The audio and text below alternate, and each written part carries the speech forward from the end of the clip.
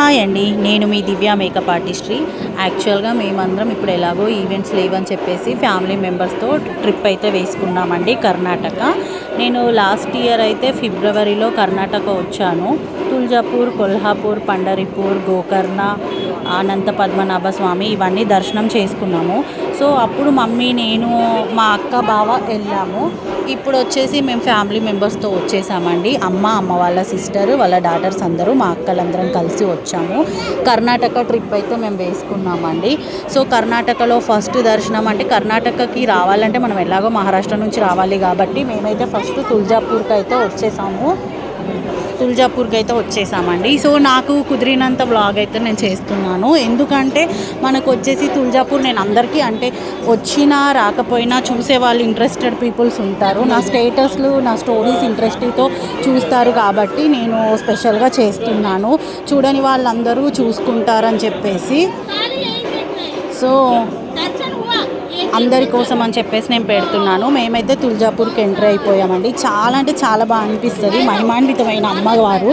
నేను last year వచ్చాను, 1 year అవ్వకముందే నన్ను మళ్ళీ ఇన్వైట్ చేసుకుంది అంటే ఎంత బాగుంటుందో మీరే ఒకసారి ఎక్స్పీరియన్స్ చేయండి, నేను చెప్పడం కాదు. సో ఇక్కడైతే సారేలాగా పెడతారు కదండి. మేమైతే మాకు 100 రూపీస్కి మెట్టెలు, పుస్తెలు, గాజులు, సారీ, పువ్వులు, కొబ్బరికాయ అన్నీ ఇచ్చారు. అది తీసుకెళ్ళి అయితే మేము పెట్టేశాము. ఇక్కడ అమ్మవార్ల రూపాలు ఉన్నాయి, చాలా బాగుంటుంది. ఏంటంటే ఛత్రపతి శివాజీ యుద్ధంకి వెళ్తుంటే ఇక్కడ పార్వతీదేవి ఖడ్గం ఇచ్చిందంట.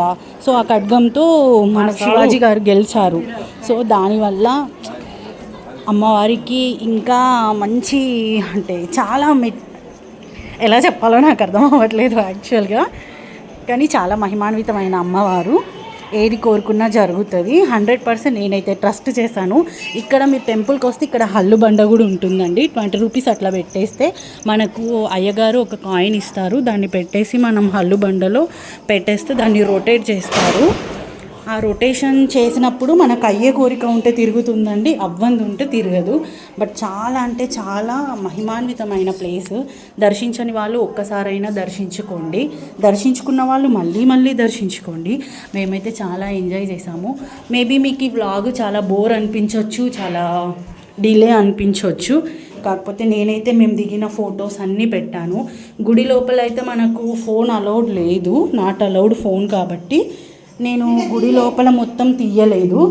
సో నాకు కుదిరినంత అయితే నేను తీసాను. కోనేరు అవన్నీ అయితే నేను క్యాప్చర్ చేయడం జరిగింది. చూడండి, మీకు నా ఈ చిన్న వ్లాగ్ ఎలా అనిపించిందో నాకు మెసేజ్ ఆర్ కామెంట్ చేయండి. ఇంకా నెక్స్ట్ టూర్స్ వెళ్ళే ఉన్నాయి. యాక్చువల్గా మాకు లేట్ అయిపోయింది, కొల్హాపూర్ వెళ్ళాలి. బట్ కొల్హాపూర్కి వెళ్ళాలి, టైం లేదు, సరిపోలేదు. ఇంకా మేము తుల్జాపూర్ నుంచి డైరెక్ట్ గోకర్ణ అయితే స్టార్ట్ అవుతున్నాము. అవన్నీ తీయాలంటే పెద్ద వ్లాగ్ అవుతుంది కాబట్టి నేను అవన్నీ తీయలేను. సో తుల్జాపూర్ది ఒక వీడియో, కుదిరితే కొల్హాపూర్ వెళ్తే కొల్హాపూర్ది ఒక వీడియో, గోకర్ణది ఒక వీడియో, అరుణాచలం అనుకుంటున్నాం. సో అవన్నీ మినీ వ్లాగ్స్ లాగా చేసి అయితే నేను పోస్ట్ చేద్దాం అనుకుంటున్నాను. మీరందరూ నన్ను ఇంత సపోర్ట్ చేస్తున్నందుకు చాలా చాలా థ్యాంక్ యూ అండి. మా పిల్లలైతే చాలా ఎక్సైటెడ్ ఉన్నారు, వ్లాగ్ స్పిన్ వచ్చింది అని చెప్పేసి.